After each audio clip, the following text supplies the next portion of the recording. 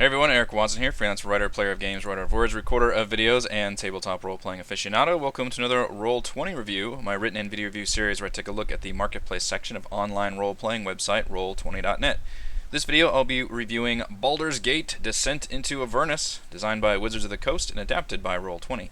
A review copy has been provided for the purposes of this review. If you enjoy my videos, consider supporting me via patreon.com/roguewatson. Shout out to my platinum patrons Andrew, Richard, Joe, Will, Tiny Dancer, Nick, and Rivzung, and gold patrons RPG Papercrafts, Charming Grenade, Pretty Boy and Yuma, Marcos Dad, Vicente, Gilberto, Sean, AK, Cert2B, Adam, Dead Lizard Lounge, and Sam.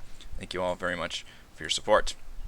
So correct me if I'm wrong, and I know YouTube comments love to offer those corrections, but I think that Descent into Avernus is the first fully original levels 1 through 10 plus hardcover campaign we've gotten from Wizards of the Coast since 2017's Tomb of Annihilation.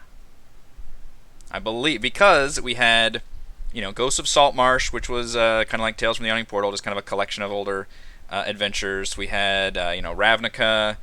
We've had the biggest ones were the Waterdeep, Dragon Heist, and Dungeon of the Mad Mage, but those were broken up between two different adventures, which are very, very different from each other. You can see my, shameless plug alert, you can see my reviews for Dragon Heist and Dungeon of the Mad Mage on my YouTube channel. So I think this is the first full campaign we've gotten that is back to being just one singular campaign adventure. You start at level 1, you end up in the teens through a whole character's career in 2 years, which is a pretty big deal.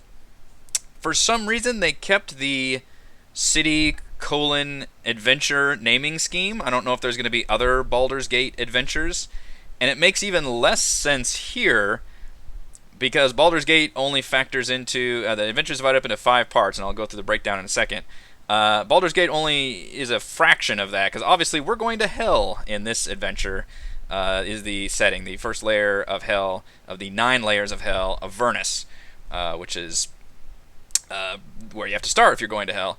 And Baldur's Gate is only really designed to get you out of those first low levels. So it's kind of odd that they did it that way. I would suspect maybe they're trying to capitalize on just using more Sword Coast stuff to try and create that through line for all their 5th edition content, but that's neither here nor there. So I want to start off with some opening thoughts. I really, really like the story of this adventure. I think it might be one of Wizards' best stories they've done in terms of the NPCs, in terms of why the characters should care about what's going on in the adventure, in terms of the locations they have to go to, the crazy fantastical setting and all of that.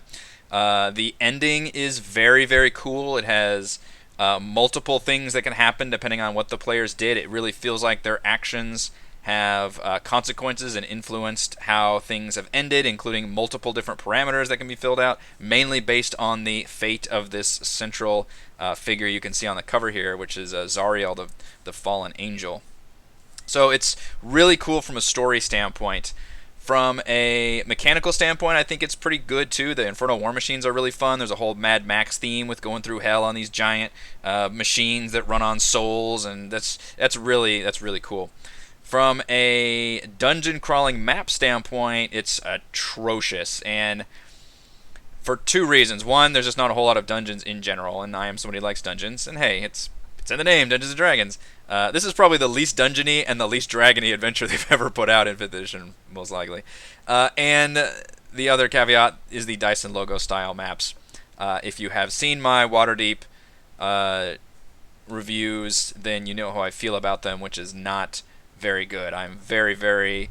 And I know a lot of people like that style of map. That's totally fine. I'm not saying it's not okay to like that map, but as this is my review, and I do not like that style at all. I like really full cover Mike Schley style maps that we can stare at while we are playing on a virtual tabletop like Roll20. And I want to reiterate the fact this is a Roll20 review and not just a review on the adventure itself. So I'm reviewing it based on how well it plays on Roll20. Now, since this is a new adventure, as has been the case with new adventures such as Tomb of Annihilation, such as Dragon Heist and all those, I will go over some of the adventure, and that's included in my review, is whether or not this is something that you'd like to play and what is the general content.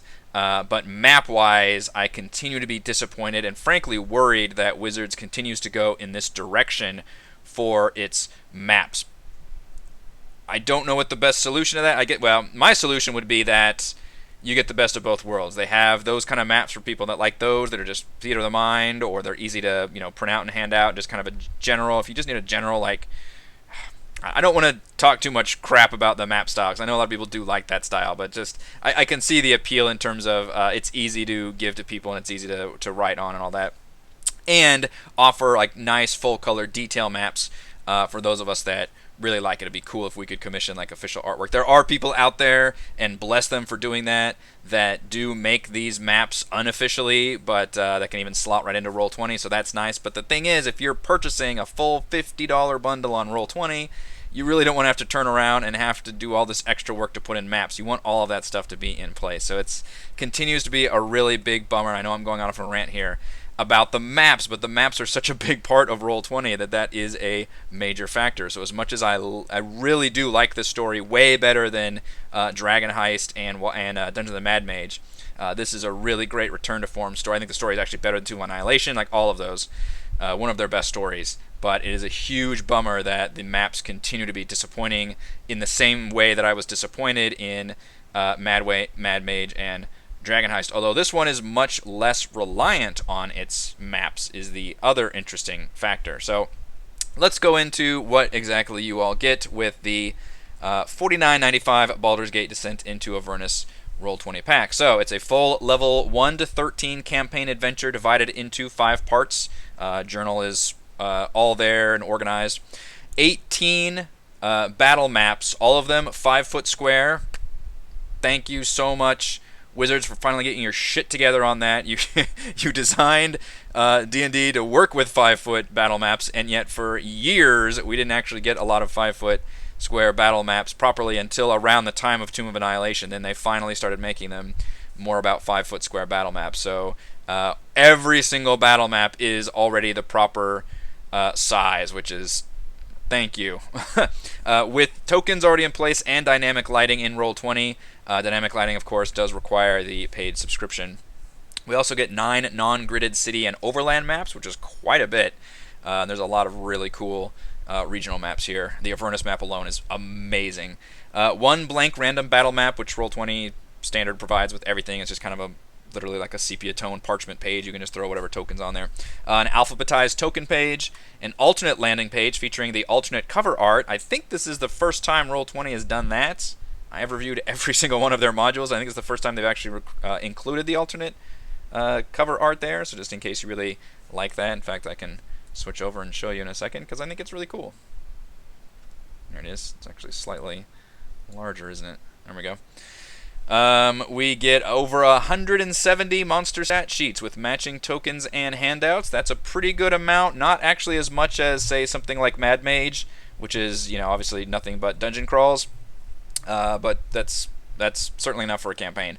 36 unique named NPC character sheets with tokens and handouts. And when I say handouts, I mean they all have separate player handouts that you can give to your players. So, for example, let's show them what a chimera looks like. So you click on this chimera, and then you can click show players, and your players can immediately see this image. I would say something like 90% of the NPCs and named NPCs have pictures that you can show your players. There are a few that do not, but for the most part they do. When they don't, Roll20 just uses a text in place, which never looks good, but there's not really a good solution for that. This is actually the alphabetized token page, which is a good way of seeing the scale difference between some creatures. And you can see the way the text, if they don't have a picture, they just kind of print the words, which always looks really crappy. But other than Roll20 just going in and providing original art, there's nothing else you can really do. Hey, Tiamat's, by the way, Tiamat's in hell. I don't know if you knew that.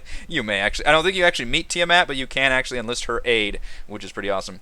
Anyway, appendices for Infernal War Machines, making deals with devils, concept art, and Infernal script. Lots of really great appendices here with tons of great information, because guess what? We are going to hell, and there's a lot of new information that even veteran DMs will have to know.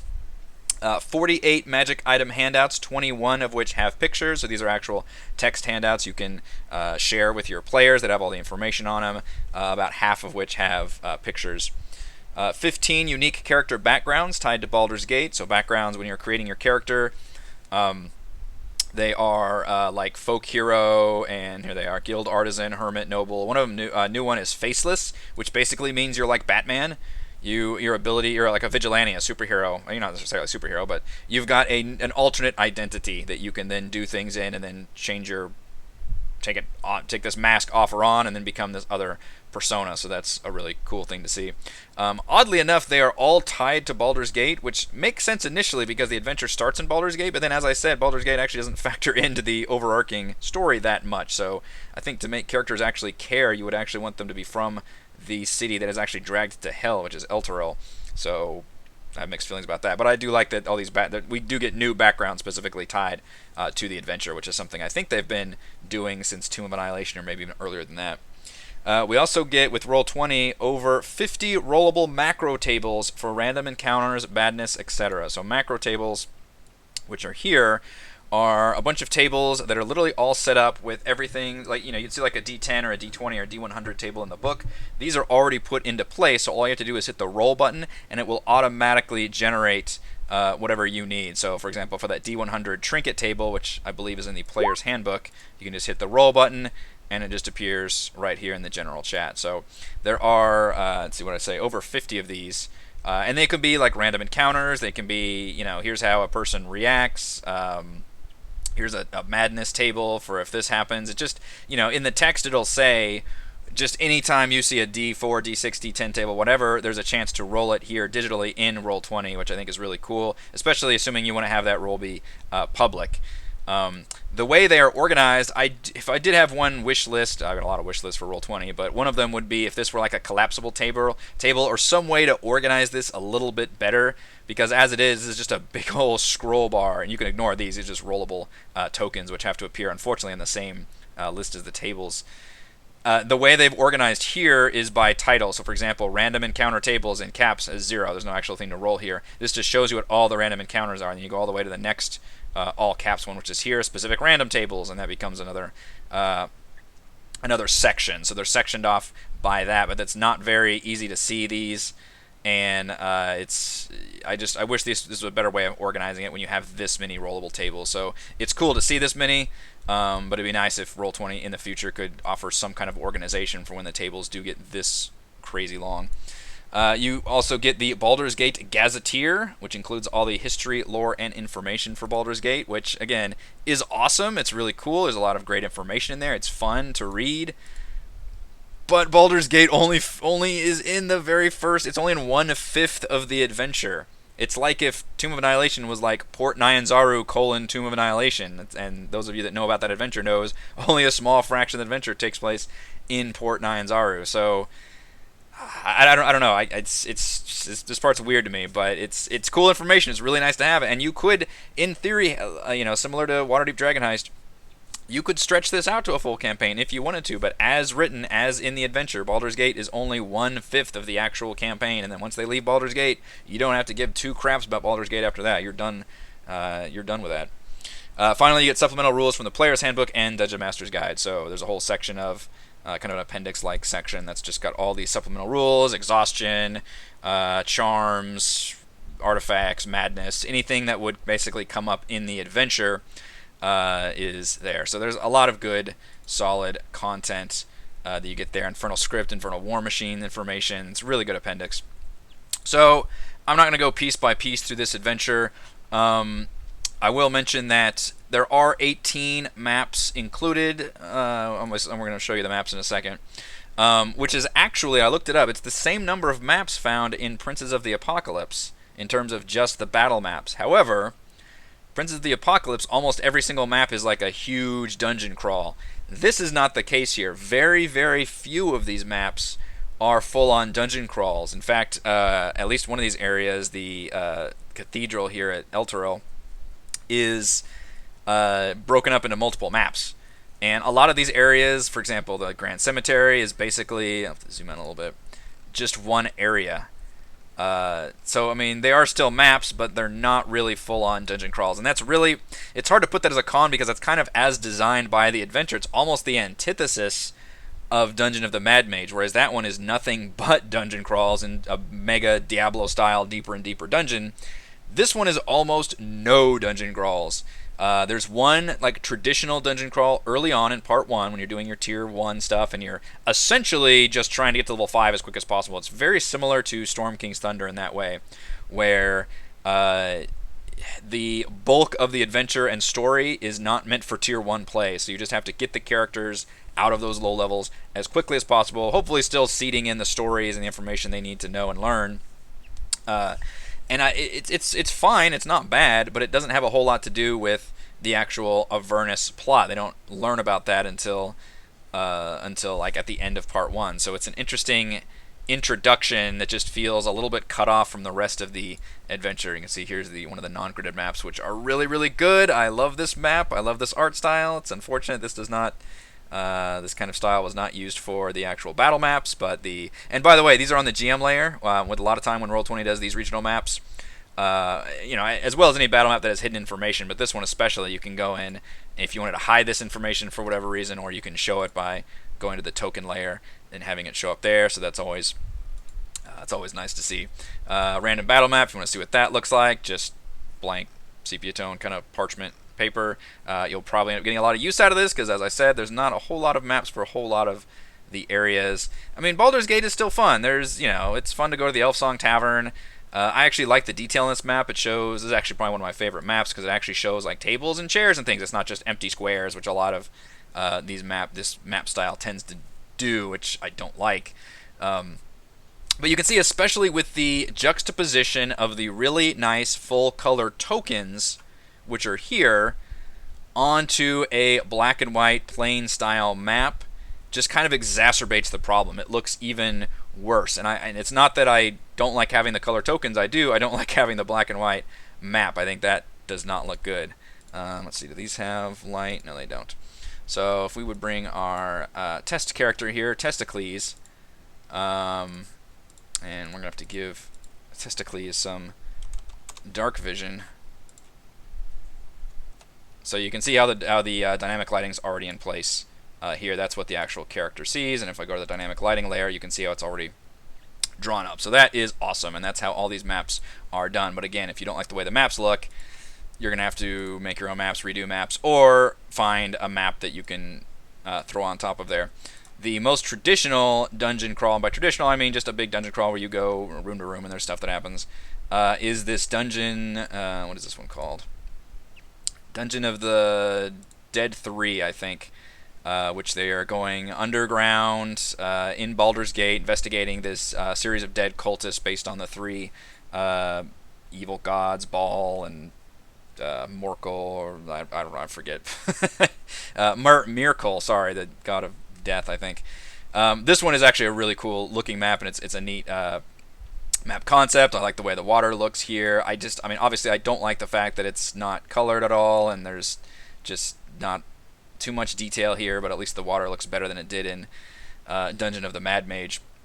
This is the closest thing you get to a traditional dungeon crawl. It's like 30 rooms, too, which is really crazy. This is a level 2 dungeon. And the tier 1 is very linear. It's like, here's the level 1 area, which is in the tavern. Here's the level 2 dungeon. Level 3, you go to the this like floating barge on the water to investigate some more, and you just keep on falling. Level 4, level 5, until finally at level... actually, I think you make it to Elter at 5, so I think you're at 4 for tier 1. You go to this mansion, have to investigate these crime family and blah blah blah, yada yada. You eventually go to Candlekeep, which is pretty cool. But once you've investigated all this and you've figured out the fact that Elturel, which is this neighboring city, has disappeared completely, there's a crater where it once was. You realize that it has been drawn into hell, literally anchored above Avernus, being slowly drawn into hell, which is really cool. You don't really care about Baldur's Gate anymore. You just have to. And why would the characters care at that point either? They do meet an NPC that's from there that can help them. But if I were DMing this and I were creating it, I would want my players to actually maybe be the refugees from Elturel as they are dealing with in Baldur's Gate, rather than be the Baldur's Gate people trying to help Elturel, because the through line of them being motivated to help this city is just not there, other than, hey, you guys want to play this adventure or not? I want to create those personal stakes, and it would be more interesting to create some through lines back to Elturel rather than connect them to Baldur's Gate, because Baldur's Gate's not really in trouble. The big thing that Baldur's Gate problem is it's missing its Duke, which he is in Elturel, but I guess players could maybe care about that, so that would be some motivation, but I don't know. The Baldur's Gate connection is thin at best. Elturel, once they get to part 2, is amazing, and the map is amazing. This map is just incredible. This reminds me of like old Might and Magic maps with like really stylized stuff on the corner. I almost picture like a fire face like breathing down fire or something on here. This is amazing though. This is the map that is literally in Avernus, anchored by these big old chains sinking down into hell. And the players are transported here with a plane shift spell. Characters arrive here. And they have a bunch of random encounters, which are really cool. And it reminds me of the Avengers Age of Ultron climax, where the heroes are in a city that is floating, and they're trying to rescue people as well as battle the bad guys. That's exactly what this is. The heroes are rescuing people as they are fighting like demons and devils who are warring with each other because of the blood wars going on in Avernus. So that is absolutely amazing. This is probably my single favorite part of the whole adventure, which is weird because I do think Avernus itself is fun and the Infernal War Machines are fun, but this one just, I instantly see how like epic and fun and cool this is, and a chance for heroes to be heroes and all of that, and just looking at this map is incredible. That being said, there are no maps for any of those like events or skirmishes I just mentioned. It's all just, it just happens. You have to use random battle maps or use other kind of maps. So hopefully we'll see some people that can provide some cool, like, a town on fire in the background maps that we can use. Otherwise, High Hall Cathedral, and I think the nearby cemetery is the only thing that's actually used for maps in this area as the players rescue the Duke of Baldur's Gate, and they realize that there's this contract that's been formed, and they essentially need the Sword of Zariel to free Elturel from being dragged into hell. And then that's their new mission. They finally learn what they have to do. Pretty deep far into this adventure. Again, Tier 1 is just kind of that part 1, they don't really know too much about what's going on, it's just they're just trying to help Baldur's Gate. Here, at the end of part 2 of 5, you finally learn really what your main quest is, which is to go into Avernus, find the Sword of Zariel, and free and save Elturel, if you can. And then we get to the actual map of Avernus, which is equally awesome. I love these maps, I love this style so much. There's just a string of possible locations players could go to, and of course, and I love this. It's like the opposite of a hex crawl too. There's no like distances, there's no nothing, and it literally is up to the DM to be like, look, how long does it take you there? What encounters do you want to run?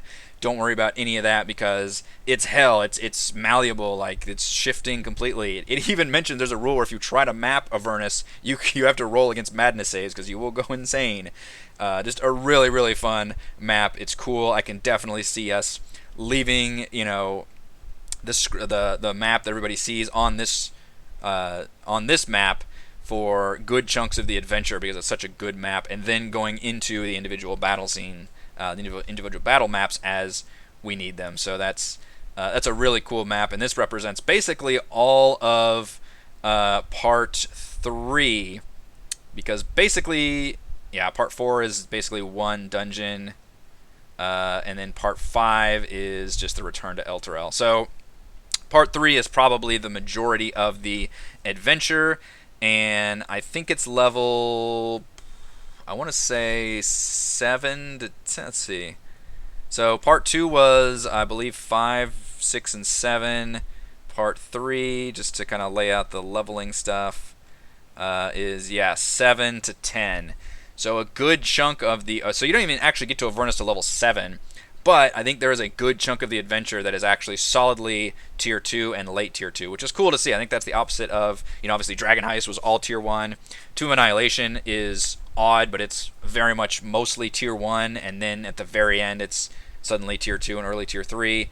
I do like that this is solidly, I was going to say high-level content. It's not high-level, but, relative to a lot of the low-level content that you see out there, it's nice to see this a little bit higher.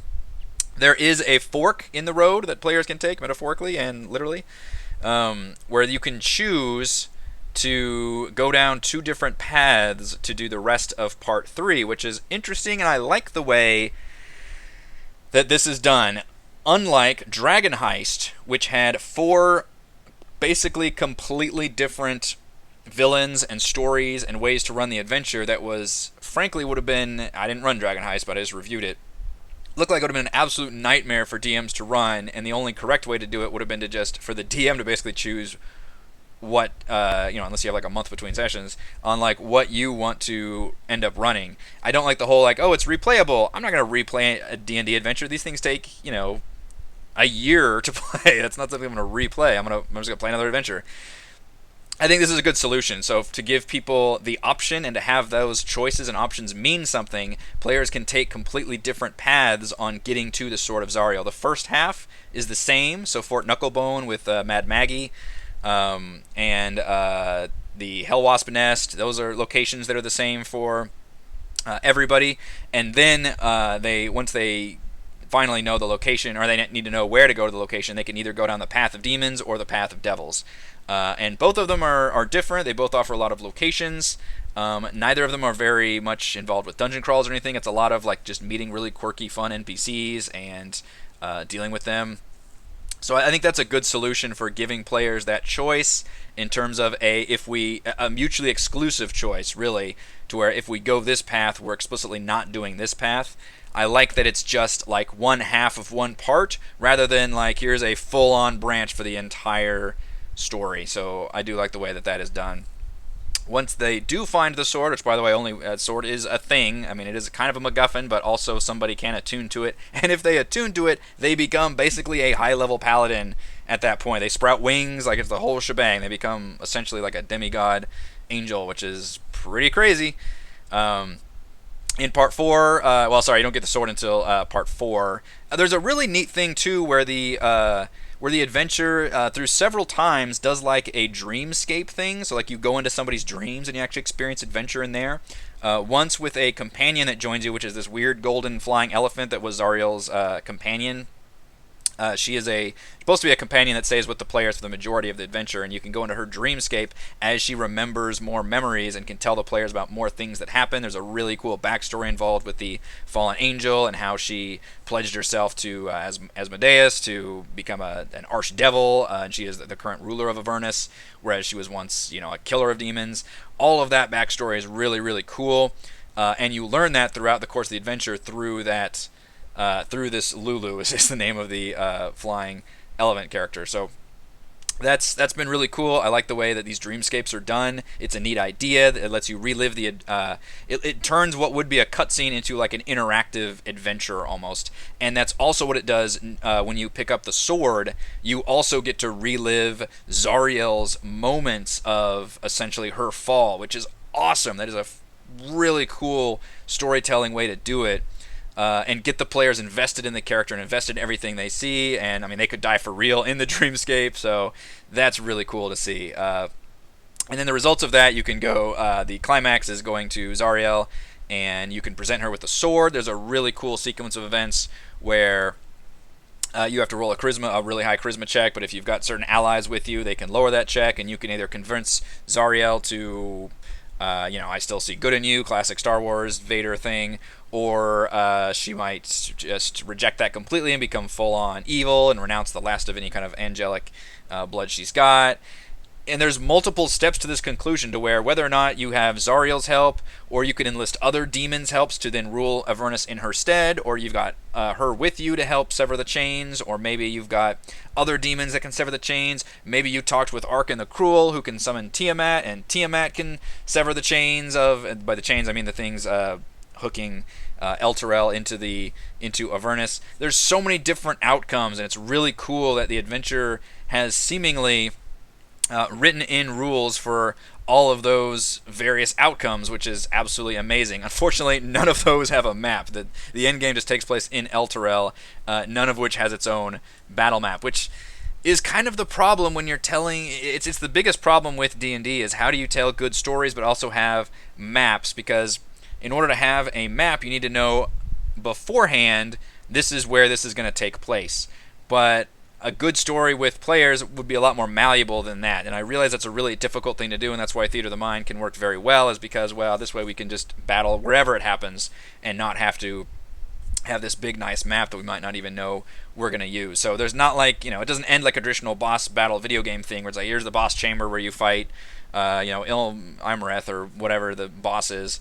On the flip side of that is we don't have maps for any of that stuff that I just talked about. It's just in fact, the latest map we have in the adventure is the Dreamscape, which is Idle Glen here. So maps are just not this adventure's strong suit, which is a bummer, but I do really like the content of the adventure despite the actual map designs being kind of small and weak, and despite the actual map art style being one that I frankly abhor. So despite those things, I do still really enjoy the way this adventure is structured. The weakest element is the beginning. I don't think it has a very strong hook. I think it would have been so cool if the players were, for example, like coming home to Elturel and they see like the black hole appear and get sucked under and see the city like disappear in a blink of an eye, and they're forced to go as refugees back like to Baldur's Gate. Like that kind of thing would be a better opening hook to me, rather than just having them be people in Baldur's Gate helping people in Elturel slowly realizing kind of what's happened. So I don't think it starts off very good, but I do think by the midway point in this campaign, it is amazingly cool. And then by the end, players are fully invested. Everybody is hopefully really invested and interested in the fate of Zariel, the fate of Elturel, frankly, the fate of Avernus. All of that becomes very, very meaningful and interesting. So story-wise, I do think it's really good, despite maybe the first part of it not being super fantastic. But I really like the story. I just don't like the battle maps too much, and I'm really getting worried that this is becoming the new normal for their maps going forward, because I really did love the dungeon maps for Prince of the Apocalypse, Tomb of Annihilation, Curse of Strahd. Like all of those had maps rolled, and they translated well to Roll20. They were full color maps. They looked great. Not all of them were to scale, but most of them were, hopefully.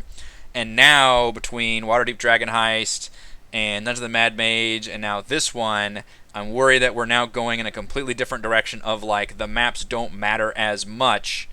But for those of us that play exclusively on virtual tabletops like Roll20, the maps do still matter quite a bit. So I do feel like, and I don't think I'm the only one, that I am being left behind when it comes to wanting to use a lot of these hardcover official adventures. So that's my concern, even though I do really enjoy this adventure in general. All right, let's go over my pros and cons for Baldur's Gate Descent into Avernus. Pro, Avernus is awesome. There's a malleable map, the Infernal War Machines. I didn't even go over those, but there's rules involved. There's chase sequences. Everybody can be on a different position. They're really like starships. In fact, I've read rules on Starfinder, for example, and every player has a different role. The encounters all involve these freaking war gangs. It's very Mad Max. It's very cool. War machines are awesome. Treasure trove of interesting locations and wacky NPCs. Avernus, which is basically all of Part 3, is just really, really cool. I didn't go over very much of it, but trust me when I say that it is just absolutely fascinating to read through that, and I would be excited to very much run that section. Pro, detailed background and lore information on Avernus, the Blood War, role-playing demons and devils, and the fall of Zariel.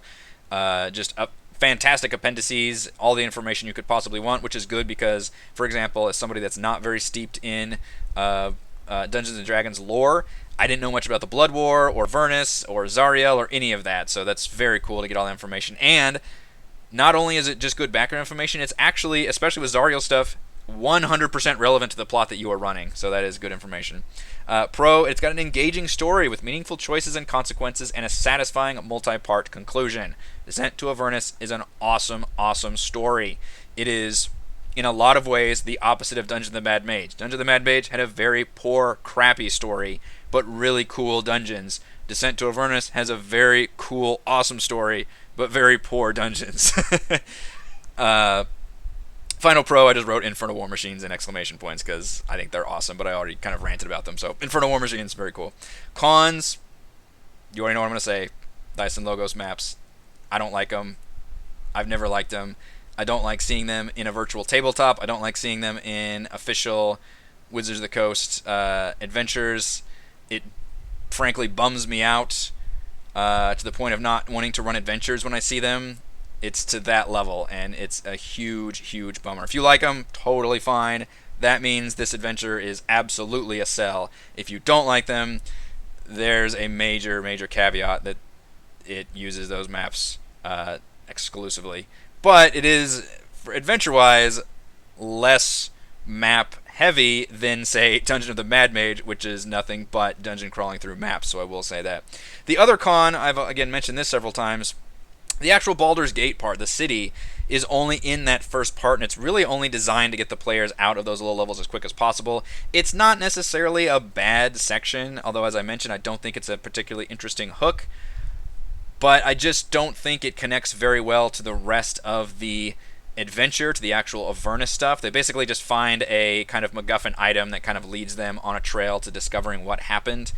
But I think there would have been way better ways to do that. I just feel like the connection to Baldur's Gate was just an excuse to, like, oh, we have to use a Sword Coast for some reason, and I don't know. It feels, especially with the title in there, Baldur's Gate, Descent into Avernus, it feels like Baldur's Gate should have factored into a bigger deal. At first I thought, when they first announced this, and the idea of the city being drawn in there, I thought that was the concept. It's Baldur's Gate is going to be the one that's drawn down into hell, and then that's the city that's going to be that you have to save. That would have made a lot more sense story-wise with tying into the adventures of Baldur's Gate and everything else, but that's not the case. It's just your sister city.